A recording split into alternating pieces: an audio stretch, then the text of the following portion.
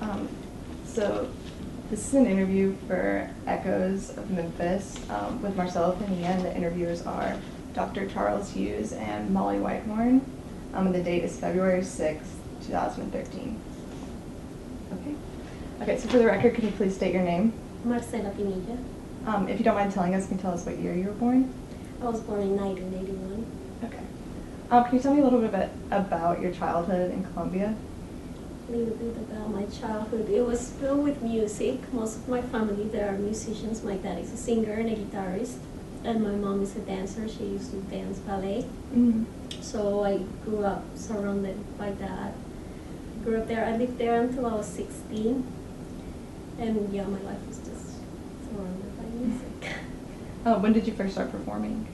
When I was 4, it was my first performance, like for the family, for like the extended family. But when I was 5, it was when I joined a band.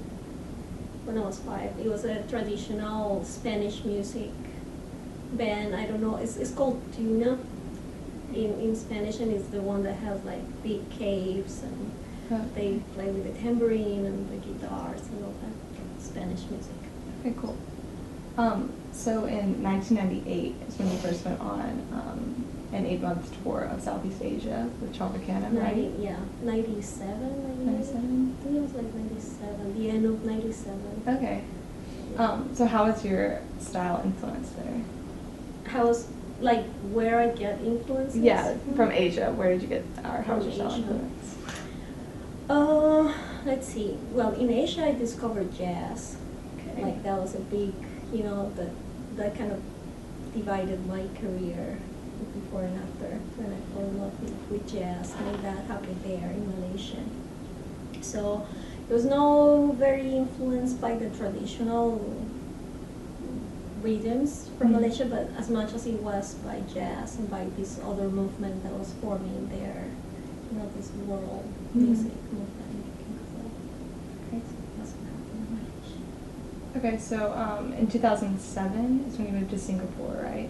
Yes. How did your I'm very bad with dates. I'm eating this soup of the now, and I'm very bad at like remembering. But yeah, I think so. It was. Yeah, that sounds about right. How did your style of music evolve there?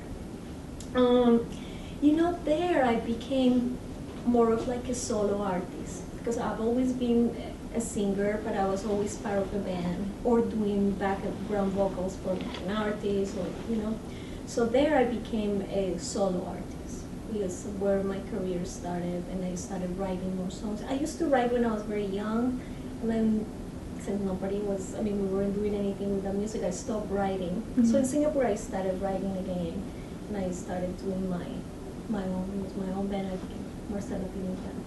Okay, cool. Yeah. Okay.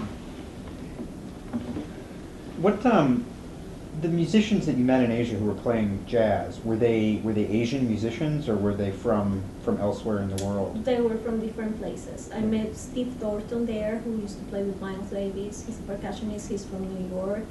I met a lot of Colombian percussionists there. Also Asian musicians. There was a pianist from Shanghai, very good, Eric Lee. Another pianist from the Philippines. I think it was very eclectic. Singapore is it's a multicultural pot. So from different places. Yeah. Yes. And was there a specific kind of jazz that they were playing? Was it of a certain era or a certain style, or was it just They were whatever? doing different, standards like everybody, Mm-hmm. or I don't know, whatever they were playing standards, whatever I was singing, like with Ella I was doing, Mm-hmm. and from the American Songbook. They were also having their own project. Like there was this interesting project with some musicians from India. They were like incorporating tabla and Indian instruments and singing to jazz, and that was interesting. That was Mohammed Noor is his name.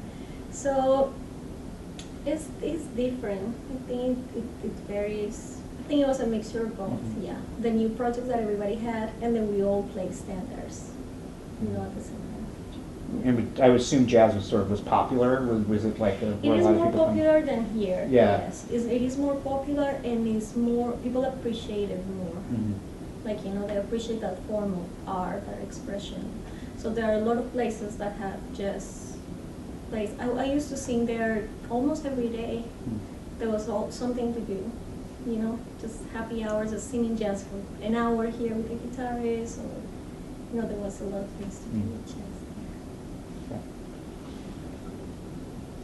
Okay, cool. So, how did you decide to come to Memphis, like of all places? Of all places. My husband is from here. Okay. We met in China, and then we moved to Singapore. We got married there in Singapore. And when I decided to do my music, I wanted to do more of my original music. So we decided that the States was a better place to do that. So we also wanted to be closer to family. My family is in Colombia, and Singapore is great, but it's so far away. It's really like, you know, when you get those phone calls, and you need to come here now, there is no way you can do that. So we decided to come to Memphis for a few months to be with his family for a while, and decided to where we wanted to go, to which city. And we just fell in love with Memphis. Well, he's from here, but I fell in love. Like, I started doing so many things. It was really fast the way I kind of connected and plugged into the music community here. Memphis has been really nice to me. You know, it just embraced me. So here I am. It's been almost 4 years. What were your ideas about Memphis before you came? What did you know about the city? Oh, I really didn't know much. I mean, just when my husband told me like about his friends and that, but I didn't really know much about history. I hadn't really read about it. I didn't know, you know, much. I didn't want to make like my own idea of the city, like, you know, those preconceptions that sometimes can be mistaken. So I wanted to come and live it and be here and just go by what I was feeling. So yeah, I didn't know